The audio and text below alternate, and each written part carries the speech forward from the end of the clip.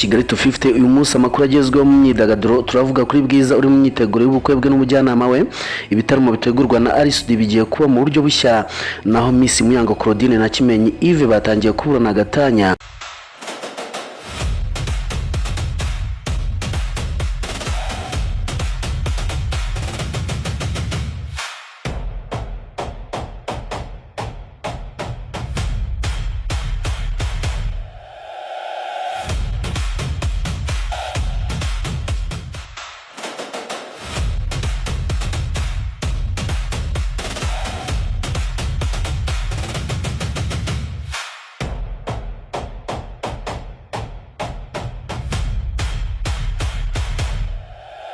Murakaza neza kuri Kigali 250 urubuga rwagezaho amakuru agezweho mu myidagaduro, umuziki, ibyamamare n'udushya dutandukanye bishyushye byizewe kandi bikonogeye.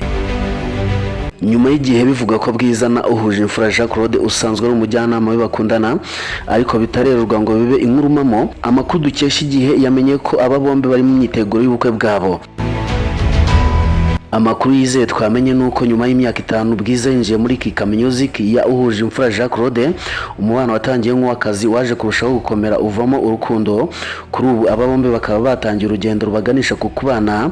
Ku rundi ruhande amakuru yizeye nuko Bwiza na uhuje imfura Jean Claude bamaze kwemeza itariki y'ubukwe bwabo nubwo batarayitangaza. Icyakora byemezwa ko ubukwe bwabo bushobora kuba mu mezi ya mbere ya 2027. Ibirori Arisudi and Friends byaherukaga kuba mu mwaka wa 2023 byahindura izina byitwa Cabaret Kigali, bizabera muri Kigali University ku itariki 27 z'ukwa 12 2026. Mu itangazo Arisudi yashyize hanze yavuze ko icyahindutse ari izina ry'igitaramo ariko kizakomeza uko cyateguwe. Ibi bitaramo biri gutegurwa na Salax Entertainment ifatanyije na Watuevu. Arisudi yemeje ko ari urubuga rw'imyidagaduro ruzahoza umuziki wa live, urwenya, imbyino n'abahanzi n'ibyamamare, bigakorwa mu buryo bw'ibiganiro bya televiziyo, byose bigashyirwa hamwe mu gitaramo cyihariye. Arisudi yavuze ko uyu mushinga watekerejweho hifashishijwe imiterere y'ibitaramo bikomeye bya Cabaret bizwi ku rwego mpuzamahanga ariko ukazashyirwa mu buryo bujyanye n'umuco, ubuhanzi n'umwimerere by'u Rwanda.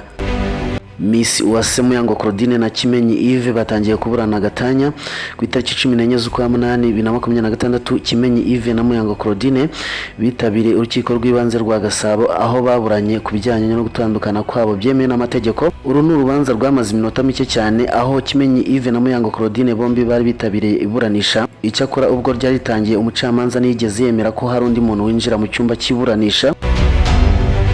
Amakuru yuko aba bombi bari kuburana ku gutandukana kwabo byemewe n'amategeko aje nyuma y'iminsi mike havugwa ko umubano wabo udahagaze neza, ndetse bamwe bakavuga ko bamaze gutandukana.